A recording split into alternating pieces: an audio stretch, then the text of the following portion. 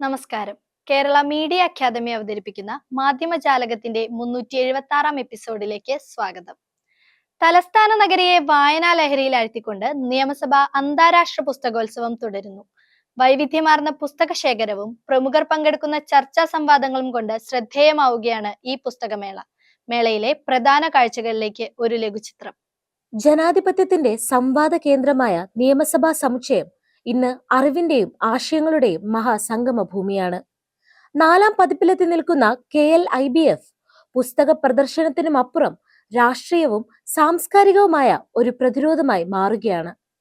പുരോഗതിക്കായി അറിവിന്റെ ഒഴുക്ക് എന്നതാണ് ഇത്തവണത്തെ പ്രമേയം. മുഖ്യമന്ത്രി പിണറായി വിജയൻ ഉദ്ഘാടനം ചെയ്ത മേള 5ാം ദിനത്തിലേക്ക് കടക്കുമ്പോൾ വിപണിയിലും സജീവമാണ്. ഇവിടെ മാത്രമല്ല, കേരളത്തിലെ 14 ജില്ലകളും എടുത്തു നോക്കിയാൽ എല്ലായിടവും ഏതെങ്കിലും ഒരു സാഹിത്യോത്സവത്തിന് വേദിയാകുന്നുണ്ടാവും. അതുകൂടാതെയാണ് ചെറിയ ചെറിയ പ്രാദേശിക സാഹിത്യോത്സവങ്ങൾ.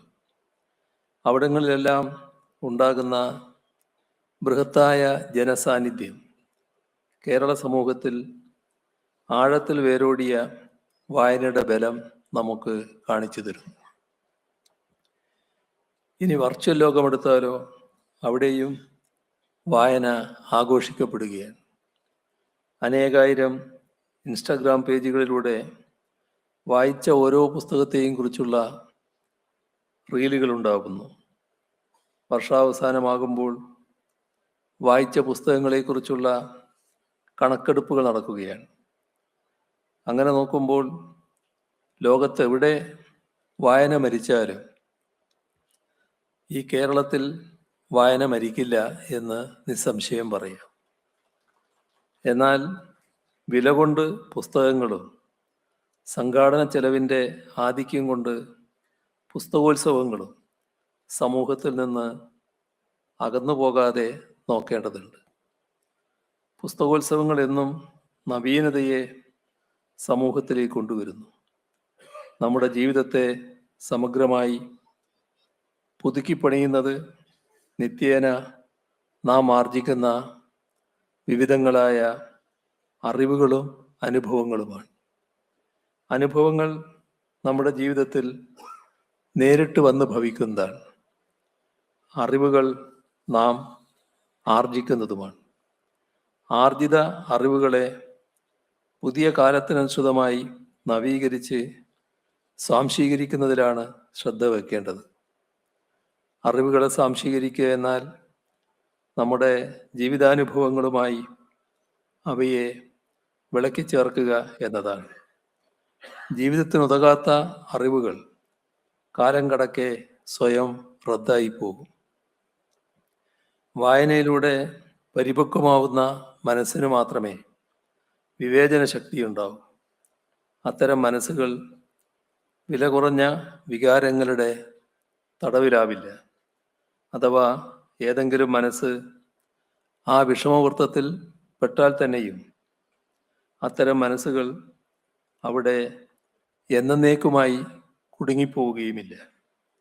കാരണം ജീവിതത്തിലെ പ്രതിസന്ധികളിൽ വായനയിലൂടെ മനസ്സാർജിച്ച ബോധം സ്വയം അറിയാതെ തന്നെ ഉണരും. തള്ളേണ്ടതിനെ തള്ളാൻ അപ്പോൾ കഴിയും. അതുകൊണ്ടാണ് 100 ആവർത്തിച്ചാലും ഒരു നുണ സത്യമാവാത്തത്. വിശക്കുന്ന മനുഷ്യ, നീ പുസ്തകം കയ്യിലെടുക്കൂ എന്ന ബൃഹത്തിൻ്റെ പ്രശസ്തമായ ഉദ്ധരണിയുണ്ടല്ലോ. അതിലെ സൂചന ഭൗതികമായ വിശപ്പ് മാത്രമല്ല, ഭൗതികവുമായ വിശപ്പ് കൂടിയാണ്. ചിന്താപരമായ ഉണർവ് നൽകുന്ന ഒരു മാനസികാവസ്ഥ നിങ്ങളിൽ ഉണർന്നു നിൽക്കുമെന്നും ആ ഉണർവിൻ്റെ പശ്ചാത്തലത്തിൽ വിശപ്പടക്കമുള്ള ഭൗതിക വൈവിധ്യങ്ങളെ നേരിട്ട് അവയില്ലാത്തൊരു വ്യവസ്ഥിതി സൃഷ്ടിച്ചെടുക്കാൻ കഴിയുമെന്നുമുള്ള ധ്വനി അതിലുണ്ട്. 2023 ലെജിസ്ലേച്ചർ ഇൻ്റർനാഷണൽ ബുക്ക് ഫെസ്റ്റിവൽ ഞങ്ങൾ തുടക്കം കുറിച്ചത്. ഇന്ത്യയിൽ ഒരു നിയമസഭയും ഇന്നേ വരെ നടത്താത്ത രീതിയിൽ ഇന്ത്യക്ക് കേരളം പല കാര്യങ്ങളിലും മാതൃകയാണെങ്കിൽ ഒരു മാതൃക കൂടി സൃഷ്ടിച്ചുകൊണ്ടാണ് KLIBF-ന്റെ ഫസ്റ്റ് എഡിഷൻ ഇവിടെ തുടക്കം കുറിച്ചത്. ഇന്ന് 4th എഡിഷനിലേക്ക് എത്തുമ്പം വളരെ ഞങ്ങൾക്ക് പറയാൻ സാധിക്കും, ഓരോ വർഷവും KLIBF ശ്രദ്ധേയമാവുന്നു എന്ന് മാത്രമല്ല KLIBF-ലേക്കുള്ള പങ്കാളിത്തം കൂടി വരുന്നു എന്നുള്ളതാണ്. ഇന്ത്യയിലെ ജയ്പൂർ ലിറ്റററി ഫെസ്റ്റിവൽ, അതുപോലെ ലോകത്തുള്ള പല ലിറ്റററി ഫെസ്റ്റിവൽ, ഫ്രാങ്ക്ഫർട്ട് ഫെസ്റ്റിവൽ ഉൾപ്പെടെയുള്ള ലോകത്തെ പല ഫെസ്റ്റിവലോടും കോമ്പീറ്റ് ചെയ്യാൻ സാധിക്കുന്ന ഫെസ്റ്റിവലായി KLIBF-നെ മാറ്റും എന്നായിരുന്നു ഞങ്ങൾ തുടക്കത്തിൽ പറഞ്ഞതെങ്കിൽ അക്ഷരാർത്ഥത്തിൽ ഇന്ത്യയിലെ ഏറ്റവും മികച്ച ഫെസ്റ്റിവലായി ഇത് മാറാൻ ചുരുങ്ങിയ കാലം കൊണ്ട് ഞങ്ങൾക്ക് സാധിച്ചു എന്ന അഭിമാനകരമായ കാര്യം ഞങ്ങൾ ഈ ഘട്ടത്തിൽ അറിയിക്കാൻ ആഗ്രഹിക്കുകയാണ്. 300ഓളം സ്റ്റാളുകൾ, 200-നടുത്ത് പ്രസാധകന്മാർ, നിരവധി ചർച്ചകൾ, പുസ്തക പ്രസാധനങ്ങൾ, ഇതെല്ലാം ഈ ഫെസ്റ്റിവലിനെ ശ്രദ്ധേയമാക്കുന്നു എന്നുള്ളതാണ്. അതോടൊപ്പം എല്ലാ വൈകുന്നേരങ്ങളിലും ആസ്വദിക്കാൻ സാധിക്കുന്ന കൾച്ചറൽ ഇവന്റും ഞങ്ങളുടെ ഒരുക്കിയിട്ടുണ്ട്. അപ്പൊ എല്ലാ അർത്ഥത്തിലും Kerala literary legislature international book festival ലോകത്തിനും ഇന്ത്യക്കും മാതൃകയായി മാറുന്നു എന്നുള്ളതാണ്. അന്താരാഷ്ട്ര പ്രസാധകർ മുതൽ പ്രാദേശിക പ്രസാധകർ വരെ അണിനിരക്കുന്ന 100 കണക്കിന് സ്റ്റാളുകളാണ് ഇവിടെയുള്ളത്. പുസ്തക പ്രദർശനത്തിന് പുറമെ വൈവിധ്യമാർന്ന കലാ സാംസ്കാരിക പരിപാടികളും ഇത്തവണ ഒരുക്കിയിട്ടുണ്ട്. വിയോജിപ്പുകളെയും വൈവിധ്യങ്ങളെയും ഉൾക്കൊള്ളുന്ന ജനാധിപത്യ രീതിശാസ്ത്രമാണ് ഇത്തരം മേളകളുടെ കരുത്തെന്ന് മുഖ്യമന്ത്രി അഭിപ്രായപ്പെട്ടു. മൗറീഷ്യസിന്റെ ആദ്യ വനിതാ പ്രസിഡന്റ് അമീന ഗുരീബ് ഹക്കീം, ശ്രീലങ്കൻ സാഹിത്യകാരൻ ചൂളാനന്ദ സമരനായകെ, ബുക്കർ പ്രൈസ് ജേതാവ് ബാനു മുഷ്താഖ്, തസ്ലിമ നസ്രിൻ, റാണ അയൂബ് തുടങ്ങി ദേശീയ അന്തർദേശീയ തലങ്ങളിൽ ശ്രദ്ധേയരായ നിരവധി എഴുത്തുകാരും മാധ്യമ പ്രവർത്തകരും സാമൂഹിക സാംസ്കാരിക പ്രവർത്തകരും പുസ്തകോത്സവത്തിൽ പങ്കെടുക്കും.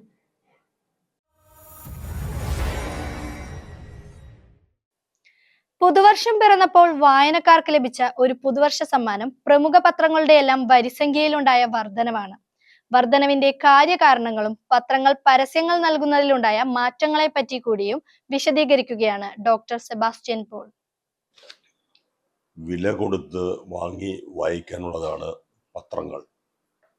മൂല്യവത്തായ വാർത്തകളും വിശകലനങ്ങളും മറ്റ് വിവരങ്ങളും വിശേഷങ്ങളും ഒക്കെ നമുക്ക് നൽകുന്ന പത്രത്തിന് അസാമാന്യമായ രീതിയിൽ കുറഞ്ഞ വിലയാണ് ഈടാക്കപ്പെടുന്നത് എന്ന് നമ്മൾ ആലോചിക്കാറില്ല. പുതിയ വർഷത്തിൽ ആരംഭത്തിൽ തന്നെ നമ്മുടെ പത്രങ്ങൾ വരിസംഖ്യ വർദ്ധിപ്പിച്ചു. അതാണ് പത്രങ്ങൾ നമുക്ക് നൽകിയ നവവത്സര സമ്മാനം. ഇപ്പോൾ കടലാസിൻ്റെയും മഷിയുടെയും വില കൂടി, മറ്റെല്ലാത്തിനും വില കൂടുന്നു, ചിലവ് വർദ്ധിക്കുന്നു. ഇതൊക്കെയാണ് പതിവായി പറഞ്ഞു കേൾക്കുന്ന ന്യായം വില വർദ്ധിപ്പിക്കുന്നതിന്.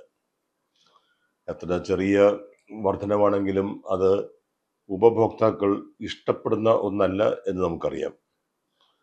ഇപ്പോൾ പത്രത്തിനുള്ള വില, ഇംഗ്ലീഷ് പത്രങ്ങൾക്ക് ഈടാക്കുന്ന വില, പുതിയ വില, ടൈംസ് ഓഫ് ഇന്ത്യ 7 രൂപയും ദ ഹിന്ദു 8 രൂപയും ദ ന്യൂ ഇന്ത്യൻ എക്സ്പ്രസ് 7 രൂപയുമാണ്. ഏറ്റവും കൂടുതൽ പേജ് നമുക്ക് നൽകുന്ന പത്രമാണ് ടൈംസ് ഓഫ് ഇന്ത്യ എന്ന് നമുക്കറിയാം. അവർ വിലയും, പക്ഷേ വില അവരുടേതാണ് ഏറ്റവും കുറവ്, 7.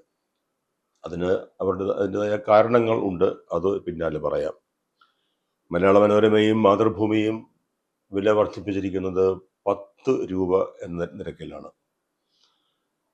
നമുക്ക് മലയാളികളുടെ ഒരു പൊതുവായ ശീലം, പ്രഭാതശീലം, ചായ കുടിക്കുന്നതിനൊപ്പം പത്രം വായിക്കുക, അല്ലെങ്കിൽ പത്രം വായിക്കുന്നതിനൊപ്പം ഒരു ചായ കുടിക്കുക എന്നുള്ളതാണ്. പത്രവും ചായയും തമ്മിൽ അത്ര അടുത്ത ബന്ധമുണ്ട്.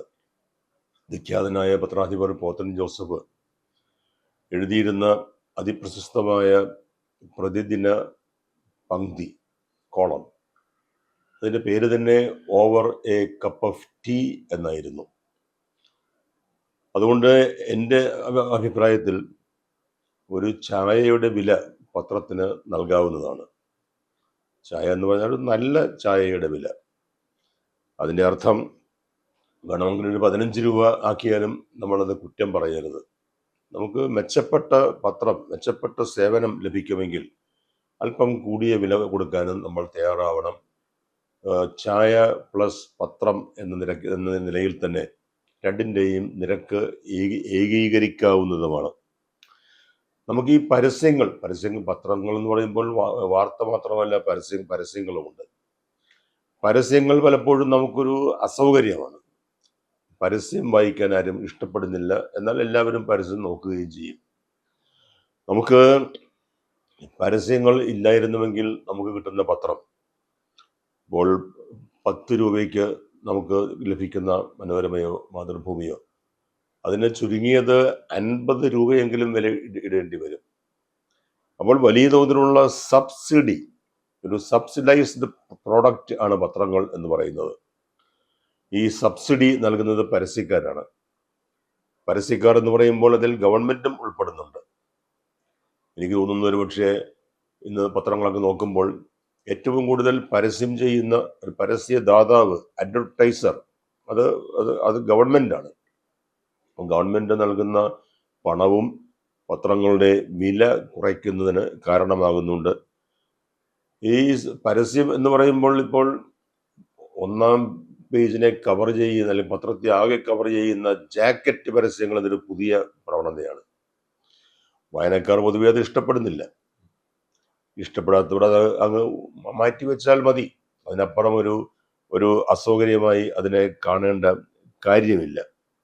പക്ഷേ ഈ ജാക്കറ്റ് പരസ്യങ്ങൾ വന്നപ്പോൾ ഒന്നാം പേജിന്റെ പ്രാധാന്യം കുറഞ്ഞു എന്ന ഒരു പരാതിയുണ്ട്. ഞാനൊക്കെ ആ കൂട്ടത്തിൽ പറഞ്ഞ ആളാണ്. കാരണം പത്രപ്രവർത്തകരായിരുന്നപ്പോൾ ഈ ഒന്നാം പേജ് ആകർഷകമാക്കുന്നതിന് നല്ല ഹെഡ്ലൈൻസ് കൊടുക്കുക, നല്ല ചിത്രം കൊടുക്കുക, നല്ല ലേഔട്ട്, അതിനുവേണ്ടിയുള്ള പരിശ്രമം എന്ന് പറഞ്ഞത് ഒറ്റ നോട്ടത്തിൽ വായനക്കാരനെ നമ്മുടെ പത്രത്തിലേക്ക് ആകർഷിക്കണം. അതിനുള്ള സംവിധാനമായിരുന്നു ഒന്നാം പേജ്. ഇപ്പോൾ ഒന്നാം പേജിന്റെ പ്രത്യേകിച്ച് പ്രാധാന്യമൊന്നുമില്ല. അവിടെ ജാക്കറ്റ് ഇട്ടത് മറച്ചിരിക്കുകയാണ്. നമുക്ക് ഈ ജാക്കറ്റോ അല്ലെങ്കിൽ പരസ്യങ്ങളോ ഒഴിവാക്കാൻ കഴിയില്ല. വാസ്തവത്തിൽ പലരും പത്രം ഇറക്കുന്നത് തന്നെ പരസ്യം കിട്ടുന്നതിന് വേണ്ടിയാണ്.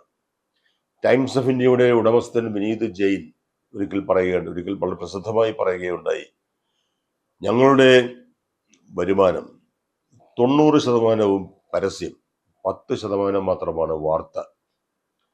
വാർത്തയില്ലെങ്കിൽ പത്രങ്ങൾ ഉണ്ടാവില്ല. വാർത്തയില്ലാത്ത പത്രത്തിലേക്ക് ആരും പരസ്യവും നൽകില്ല. വാർത്തയില്ലാത്ത പരസ്യത്തിന് പ്രചാരവും ഉണ്ടാവില്ല. അതുകൊണ്ട് ജെയിൻ ഈ 90-10 എന്നൊരു കണക്ക് പറഞ്ഞെങ്കിലും വാർത്തയ്ക്കും പരസ്യത്തിനും തുല്യ പ്രാധാന്യം നൽകിയാൽ മാത്രമേ പത്രം നല്ല നിലയിൽ മുന്നോട്ട് പോവുകയുള്ളൂ. അതുകൊണ്ട് പരസ്യം എന്നത് അതിൻ്റെ പ്രാധാന്യത്തെക്കുറിച്ച് വിനീത് ജെയിൻ ഇത്ര വാചാലനാകുമ്പോൾ ഒരു കാര്യം നാം ഓർമ്മിക്കണം, അദ്ദേഹത്തിൻ്റെ പത്രം ലോകത്തിൽ ഏറ്റവും കൂടുതൽ വിൽക്കപ്പെടുന്ന ഇംഗ്ലീഷ് ദിനപത്രമാണ്. Number 1 English newspaper in the world. അതിൻ്റെ പ്രസാധകൻ ആണ് പറയുന്നത്, എൻ്റെ ബിസിനസ് പരസ്യമാണ്, വാർത്തയല്ല എന്ന്. അത് എങ്ങനെയും ആയിക്കൊള്ളട്ടെ. ഈ AI അതാണ് ഇപ്പോഴത്തെ പുതിയ കാലം. ആർട്ടിഫിഷ്യൽ ഇന്റലിജൻസിന്റെ ഈ കാലത്ത് പത്രപ്രവർത്തകരും പത്രാധിപന്മാരും ചെയ്യുന്ന പല പണികളും ഈ സംവിധാനം അനുസരിച്ച് ചെയ്യാൻ കഴിയും എന്ന അവസ്ഥ വന്നിട്ടുണ്ട്. അപകടകരമായ അവസ്ഥയാണത് എന്ന് പ്രത്യേകം പറയേണ്ടതില്ല. പല പത്രങ്ങളും, പ്രമുഖ പത്രങ്ങൾ ഉൾപ്പെടെ, ദീർഘകാല സർവീസുള്ള പത്രപ്രവർത്തകരെ പ്രത്യേകിച്ചൊരു കാരണം പറയാതെ, നോട്ടീസ് പോലും നൽകാതെ പിരിച്ചുവിടുന്ന സാഹചര്യവും നിലവിലുണ്ട്. അതൊന്നും വേണ്ട രീതിയിൽ സമൂഹം ശ്രദ്ധിക്കുകയോ അതിനുള്ള ഒരു പരിഹാരം നിർദ്ദേശിക്കുകയോ ഒന്നും ചെയ്ത് കാണുന്നുമില്ല. എങ്കിലും പത്രങ്ങൾ ഇപ്പോഴും നിലനിൽക്കുകയാണ്. നമുക്ക് അറിയാവുന്ന പത്രങ്ങൾ ഒന്നും തന്നെ സമീപകാലത്ത് പ്രസിദ്ധീകരണം അവസാനിപ്പിച്ചതായി നമുക്കറിയില്ല. പുതിയ പത്രങ്ങൾ ഉണ്ടാകുന്നുമില്ല.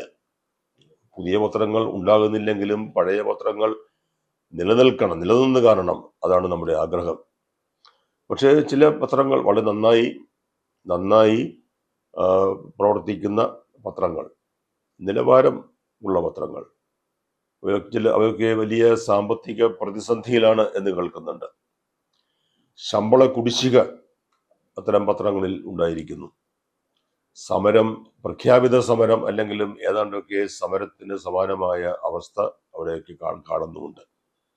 ഇതൊക്കെ നമ്മുടെ പത്രലോകം നേരിടുന്ന പ്രതിസന്ധിയാണ്. ആ പ്രതിസന്ധി ഒക്കെ കാലേ കൂട്ടി കണ്ടറിഞ്ഞ് പഠിച്ച് അവയ്ക്ക് പരിഹാരം നിർദ്ദേശിക്കുന്നതിന് നമ്മുടെ പത്രങ്ങൾ അതിൻ്റെ ആ സമ്പന്നമായ പൈതൃകത്തിനും പാരമ്പര്യത്തിനും അനുസൃതമായി നമ്മെ, സമൂഹത്തെ, ജനാധിപത്യ സമൂഹത്തെ സേവിക്കുന്നതിനുള്ള ഉപകരണങ്ങളായി നിലനിൽക്കട്ടെ എന്നും ആശംസിക്കുന്നു.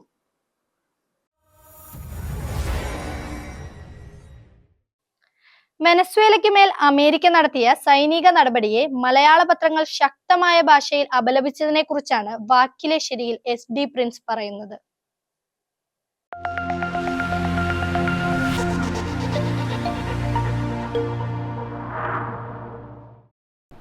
തെക്കേ അമേരിക്കൻ രാജ്യമായ വെനസ്വേലയിൽ US നടത്തിയ സൈനിക നീക്കം എല്ലായിടത്തും വാർത്തയായി വന്നു, ഒന്നാം പേജിൽ തന്നെ. ഇതിന് കാരണമുണ്ട്. അവിടുത്തെ രാഷ്ട്രപതിയെ റാഞ്ചിക്കൊണ്ടുപോവുകയാണ് അവിടെ സൈനികർ ചെയ്തത്. ഒരു ആധുനിക ലോകക്രമത്തിൽ സംഭവിക്കാൻ പാടില്ലാത്തതായ ഒരു കാര്യമായി മാത്രമേ ഇതിനെ കാണാനാവൂ. നമ്മുടെ മാധ്യമങ്ങൾ അതിനെ കണ്ടതും ഏതാണ്ട് ആ രീതിയിൽ തന്നെയാണ്. സൈനിക നീക്കമെന്നൊക്കെ US പറഞ്ഞാലും നമ്മുടെ നാട്ടിലെ മാധ്യമങ്ങൾ വളരെ കൃത്യമായി അതിനെ അധിനിവേശമായി തന്നെയാണ് അടയാളപ്പെടുത്തിയത്. പ്രസിഡന്റിനെ റാഞ്ചി എന്നായിരുന്നു മലയാള മനോരമയും മാതൃഭൂമിയും ശീർഷകം നൽകിയത്. US ഭീകരത എന്നായിരുന്നു കേരള കൗമുദി പറഞ്ഞത്. വെനസ്വേലയിൽ US അധിനിവേശമെന്ന് മാധ്യമം. ഇതിനെയൊക്കെ കടത്തിവെട്ടി ദേശാഭിമാനി എഴുതിയിരുന്നു തെമ്മാടിത്തം. ഇംഗ്ലീഷ് പത്രമായ ന്യൂ ഇന്ത്യൻ എക്സ്പ്രസ് ഇതിനെ വിശേഷിപ്പിച്ചത് മറ്റൊരു രീതിയിലാണ്. അവിടെ ശീർഷകം ഇങ്ങനെയായിരുന്നു, US സ്നാച്ചസ് മഡുറോ. എന്നിട്ട് അതിൻ്റെ വിശേഷണം നൽകിയിരിക്കുന്നത് ഇങ്ങനെയാണ്, brazen and surreal military operation എന്നാണ്. അതായത് നാണം കെട്ടതും വിചിത്രവുമായ സൈനിക നീക്കം. വെനസ്വേലയുടെ എണ്ണശേഖരമാണ് US-നെ അങ്ങോട്ടേക്ക് ആകർഷിച്ചതെന്ന് എല്ലാ പത്രങ്ങളും പറയുന്നുണ്ട്. അതുകൊണ്ടാവാം ഒരു പത്രം എഴുതിയിരുന്നത് ഇങ്ങനെയാണ്, കണ്ണിൽ എണ്ണ. കണ്ണിൽ എണ്ണ ഒഴിച്ച് കാത്തിരിക്കുന്നു എന്നൊക്കെ പറയാറുണ്ട്. പക്ഷേ ഇത് US-ൻ്റെ കണ്ണിൽ എണ്ണ മാത്രമാണുള്ളതെന്നാണ് അവിടെ പറയുന്നത്. എണ്ണയിട്ട് അധിനിവേശം എന്നാണ് മാധ്യമം ഇതിനെ വിശേഷിപ്പിച്ചത്. ലോക സംഭവങ്ങളോട് വാർത്തയുടെ ഭാഷയിലൂടെ നമ്മുടെ മാധ്യമങ്ങൾ എത്ര ശക്തമായി പ്രതികരിക്കുന്നു എന്നതിൻ്റെ ഉദാഹരണമാണ് ഈ കണ്ടതല്ല. ഒരു കേസിലെ തൊണ്ടി മുതൽ മാറ്റിയ സംഭവത്തിൽ അഭിഭാഷകനും MLA-യുമായ ആന്റണി രാജുവിനെതിരെ നടപടി വന്നതായി എല്ലാ പത്രത്തിലും വാർത്ത വന്നിരുന്നു. ഇത് ഇത്തരത്തിലുള്ള ആദ്യ സംഭവമായതിനാൽ അതിന് വലിയ പ്രാധാന്യവും ലഭിച്ചു. ഇവിടെ തൊണ്ടി സാധനം മാറ്റി എന്നതാണല്ലോ കേസ്. അതുകൊണ്ടാണ് പല പത്രങ്ങളും തൊണ്ടിയുമായി ചേർത്ത ഒരു ശീർഷകമാണ് ചമയ്ക്കാൻ നോക്കിയത്. തൊണ്ടിയിൽ കുരുങ്ങി അയോഗ്യനായി എന്നാണ് ഒരു പത്രത്തിൽ കണ്ടത്. അടിവസ്ത്രം അയോഗ്യനാക്കി എന്നും ഒരു പത്രം എഴുതിയിരുന്നു. അയോഗ്യത തൊണ്ടി സഹിതം എന്ന് ഒരു പത്രത്തിൽ കണ്ടു. മറ്റൊരു പത്രത്തിൽ ഒറ്റ വാക്കൽ കാര്യം പറഞ്ഞിട്ടുണ്ട്, അയോഗ്യൻ. ഇലക്ട്രോണിക് മെയിൽ എന്നത് ചുരുങ്ങിയാണ് ഇമെയിൽ ആയത്. സ്പാനിഷ് ഭാഷയിൽ ഇതിനെ ക്യൂറിയോ ഇലക്ട്രോണിക്ക എന്നൊക്കെ പറയാറുണ്ട്. പക്ഷേ ഇംഗ്ലീഷിൽ ഏറ്റവും ചുരുങ്ങിയ രീതിയിലുള്ള ഒരു പ്രയോഗമാണ് സ്വീകരിച്ചത്, ഇമെയിൽ എന്ന്. മാത്രമല്ല, ഇലക്ട്രോണിക് കൊമേഴ്സിന് കൊമേഴ്സ് എന്ന് പറയും, ഇലക്ട്രോണിക് ബിസിനസ് ബിസിനസ് എന്ന് പറയും, ട്രാൻസാക്ഷൻ, അങ്ങനെ പലതും പറയാറുണ്ട്. ഇവിടെയൊക്കെ എന്നത് നീട്ടിയല്ല പറയുന്നത്, എന്നാണ് പറയുക, ദീർഘമില്ലാതെ. കഴിഞ്ഞ ദിവസം ഒരു പത്രത്തിലെ വാഹന സംബന്ധമായ വാർത്തകൾക്കിടയിൽ ഒരു വലിയ ശീർഷകം കണ്ടു, വഴിയിൽ വിറ്റാര എന്ന്. അതായത് ഒരു വാഹനം ഇലക്ട്രിക് ആയി മാറുന്നു എന്നതിൻ്റെ ഒരു സൂചനയാണ് ഇവിടെ നൽകുന്നത്. പക്ഷേ സാധാരണമായി വെഹിക്കിൾ എന്നാണ് പറയുന്നത്. അതുകൊണ്ട് എന്ന് പറഞ്ഞപ്പോൾ ഇവിടെ കാണുന്ന ഇത് എന്ന് ഒരർത്ഥം പോലെ നമുക്ക് തോന്നുന്നു. കാര്യം പറയാൻ വേണ്ടി എന്ന് വെറുതെ നീട്ടിയതാവാം, ഒരു കൗതുകത്തിന് വേണ്ടി ചെയ്തതാവാം. കൗതുകമാണല്ലോ എല്ലായിടത്തും. ഒന്നെഴുതുമ്പോൾ മറ്റൊന്നായി കൂടി ധരിക്കാനൊരു അവസരം കൊടുക്കുന്നത് ഇക്കാലത്ത് പത്രങ്ങളുടെ ഒരു ശൈലിയാണ്. വിശേഷിച്ചും മഷി മാറ്റിയടിച്ചും അല്ലെങ്കിൽ ഏതെങ്കിലും പ്രത്യേക ഫോണ്ട് ഉപയോഗിച്ച് എഴുതിയുമൊക്കെയാണ് മറ്റൊന്നിനെ ഓർമ്മിപ്പിക്കാനുള്ള ഒരു ശ്രമം നടത്തുന്നത്. ഒരു പത്രത്തിൽ വനിതാ ശാക്തീകരണത്തെക്കുറിച്ച് ഒരു പരമ്പര വന്നു. അവിടെ വാനിത പറക്കാം എന്നാണ് കാണുന്നത്. വാൻ എന്നാൽ ആകാശം, ആകാശമിത നമുക്ക് പറക്കാം എന്ന മട്ടിൽ. പക്ഷേ രണ്ട് മഷി കൊണ്ടടിക്കുമ്പോൾ വേണമെങ്കിൽ നമുക്ക് വനിത എന്ന് മാത്രവും വായിക്കാം. വനിതകളെക്കുറിച്ചാണല്ലോ ആ ഫീച്ചർ വരുന്നത്. അവിടെ തന്നെ സ്ത്രീകൾ സ്വയം കാവലായി മാറുന്നതിനെക്കുറിച്ച് പറയുന്നുണ്ട്. സ്വയം കാവൽ എന്നൊരു പ്രയോഗം അവിടെ ശീർഷകമായി വന്നിട്ടുണ്ട്. അത് എഴുതിയിരിക്കുന്നതാകട്ടെ കളം കാവൽ എന്ന സിനിമയുടെ അതേ ശൈലിയിൽ. നമുക്ക് സ്വയം കാവലിനെക്കുറിച്ചും ആലോചിക്കാം, കളം കാവലിനെക്കുറിച്ചും ആലോചിക്കാം. കൗതുകം പോകുന്ന വഴിയെ തദ്ദേശ സ്വയംഭരണ തിരഞ്ഞെടുപ്പിന് ശേഷം ഇപ്പോൾ നിയമസഭയെക്കുറിച്ച് ആലോചിക്കാനുള്ള സമയമായെന്ന് എല്ലാ പത്രങ്ങൾക്കും ബോധ്യമായിട്ടുണ്ട്. അതുകൊണ്ട് തന്നെ പത്രങ്ങൾ ഓരോരുത്തരായി ഓരോ മണ്ഡലത്തിലെ കാര്യങ്ങൾ വാർത്തയാക്കി കൊണ്ടുവരുന്നുമുണ്ട്. ഒരു പത്രത്തിൽ ഇതേക്കുറിച്ചുള്ള ഒരു പൊതു ശീർഷകമായി കണ്ടത് മണ്ഡല മൂഡ് എന്നാണ്. അതായത് ഓരോ മണ്ഡലത്തിലെയും മൂഡ് അഥവാ അവസ്ഥ എന്തെന്നുള്ളത്. കേരളം തിരഞ്ഞെടുപ്പിലേക്ക് എന്നും ഒരു പത്രം എഴുതുന്നുണ്ട്. ഈ വാർത്തകൾക്കിടയിലാണ് പലപ്പോഴും കടന്നു വരുന്ന ഒരു പ്രയോഗം ശ്രദ്ധയിൽപ്പെട്ടത്, ഭരണവിരുദ്ധ വികാരം എന്നത്. ഒരു പത്രത്തിലാകട്ടെ ഭരണവിരുദ്ധ വികാരം എന്ന് എങ്ങനെ എഴുതണം എന്ന കാര്യത്തിൽ ഒരു സംശയമുള്ളതുപോലെ തോന്നുന്നു. ഒരു ദിവസം ഭരണവിരുദ്ധ വികാരം എന്ന് എഴുതിയിട്ടുണ്ട്, മറ്റൊരു ദിവസം ഭരണവിരുദ്ധ വികാരമെന്ന് എഴുതിയിട്ടുണ്ട്. രണ്ടും പിരിച്ചാണ് എഴുതിയിരിക്കുന്നത്. ഈ വാക്ക് എഴുതേണ്ടത് ഭരണവിരുദ്ധ വികാരമെന്ന് ഒറ്റ വാക്കായിട്ടാണ്. അതാണ് മലയാളത്തിൻ്റെ രീതി. അത് മറന്നു പോകാതിരിക്കുന്നതല്ലേ നല്ലത്.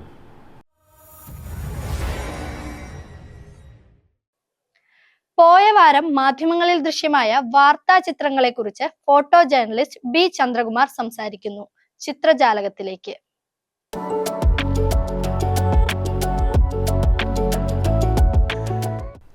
വാർത്താ ചിത്രങ്ങളാണ് ഓരോ വർഷത്തെയും അടയാളപ്പെടുത്തുന്നത്. 2026 ആദ്യ സൂര്യോദയം കാണാൻ കന്യാകുമാരിയിലെത്തിയ സഞ്ചാരികളുടെ ഒരു ദൃശ്യം മലയാള മനോരമയിൽ കണ്ടു. ശുഭകരമായ തുടക്കം. തിരുവനന്തപുരം കൊച്ചുതുറയ്ക്ക് സമീപം കടലിനടിയിൽ അന്യം നിന്നു പോകുന്ന വിവിധയിനം മത്സ്യങ്ങൾ അധിവസിക്കുന്ന പാര് കണ്ടെത്തിയതായ ഒരു വാർത്തയും ചിത്രവും കണ്ടു. 84 വയസ്സുള്ള മുത്തശ്ശിയെ മുന്നിലിരുത്തി തൊടുപുഴ നഗരത്തിലൂടെ യുവാവ് സ്കൂട്ടർ ഓടിച്ചു പോകുന്ന ഒരു കൗതുക കാഴ്ച മാതൃഭൂമിയിൽ കണ്ടു. ഫോട്ടോഗ്രാഫർ അജേഷ് ഇടവെട്ടി ക്യാമറയിൽ പകർത്തിയ ആ ചിത്രം വെറുമൊരു കൗതുക കാഴ്ചയല്ല. 84 വയസ്സുള്ള ഒരാളെയും കൊണ്ട് നഗരത്തിലൂടെ ഇങ്ങനെയൊക്കെ യാത്ര ചെയ്യാമോ എന്ന ചോദ്യവും വായനക്കാരൻ്റെ മനസ്സിൽ ഉണർത്തുന്നുണ്ട്. 2026 തുടക്കത്തിൽ അമേരിക്കൻ പ്രസിഡന്റ് ഡൊണാൾഡ് ട്രംപ് വായനക്കാർക്ക് നൽകുന്നത് ഒരു അശുഭകരമായ വാർത്തയാണ്. വെനസ്വേലൻ പ്രസിഡന്റ് നിക്കോളാസ് മഡുറോയെയും അദ്ദേഹത്തിൻ്റെ ഭാര്യയെയും ട്രംപിൻ്റെ പോലീസ് തട്ടിക്കൊണ്ടുപോയി തടവിലാക്കി. ആ രാജ്യത്തിൻ്റെ ഭരണത്തിൽ അമേരിക്ക ഇടപെടാനും തുടങ്ങി. ആ വാർത്തയും ചിത്രങ്ങളുമാണ് പുതുവർഷാരംഭത്തിൽ ലോകത്തെ ഞെട്ടിച്ചത്. അമേരിക്കൻ സേന വെനസ്വേലയെ ആക്രമിക്കുന്നതിൻ്റെ ദൃശ്യങ്ങൾ മിക്ക പത്രങ്ങളും ഒന്നാം പേജിൽ തന്നെ കൊടുത്തു. ഒപ്പം വെനസ്വേലൻ പ്രസിഡന്റിനെ അറസ്റ്റ് ചെയ്തു കൊണ്ടുപോകുന്ന ചിത്രങ്ങളും പത്രങ്ങളിൽ കണ്ടു. അമേരിക്കയുടെ ആക്രമണം നടന്നപ്പോൾ ജീവനും കൊണ്ട് ഓടുന്നവരുടെയും പലായനം ചെയ്യുന്നവരുടെയും ദൃശ്യങ്ങളും പത്രങ്ങളിൽ കണ്ടു. കാരണം എന്തു തന്നെ ആയാലും ഒരു രാജ്യത്തിൻ്റെ ഭരണാധികാരിയെ മറ്റൊരു രാജ്യം ഇങ്ങനെ ചെയ്യുന്നത് ആധുനിക സമൂഹത്തിന് ചേർന്നതല്ല. അത് ഗുണ്ടായിസമാണ്, കാട്ടുനീതിയാണ്. അതിനെതിരെ ലോകത്തിൻ്റെ പല ഭാഗത്തും പ്രതിഷേധമുയർന്നു. കേരളത്തിലെയും വിശാഖപട്ടണത്തിലെയും ഇടതു സംഘടനകൾ പ്രതിഷേധ പ്രകടനങ്ങൾ നടത്തി. ലോക പോലീസ് ചമയുന്ന അമേരിക്കൻ പ്രസിഡന്റ് ഡൊണാൾഡ് ട്രംപിൻ്റെ ഈ നടപടി മൂന്നാം ലോക മഹായുദ്ധം ക്ഷണിച്ചു വരുത്തുമെന്നാണ് ഉത്തര Korean president Kim Jong Un മുന്നറിയിപ്പ് നൽകിയിരിക്കുന്നത്. പോയ വർഷം പലസ്തീൻ ജനതയുടെ കണ്ണീരാണ് നമ്മൾ കണ്ടത്. പുതുവർഷത്തിൽ വെനസ്വേലയ്ക്കാണ് ഈ ദുർഗതി വന്നിരിക്കുന്നത്. ഇതോടുകൂടി ഈ ലക്കം മാധ്യമജാലകം അവസാനിക്കുന്നു. നന്ദി.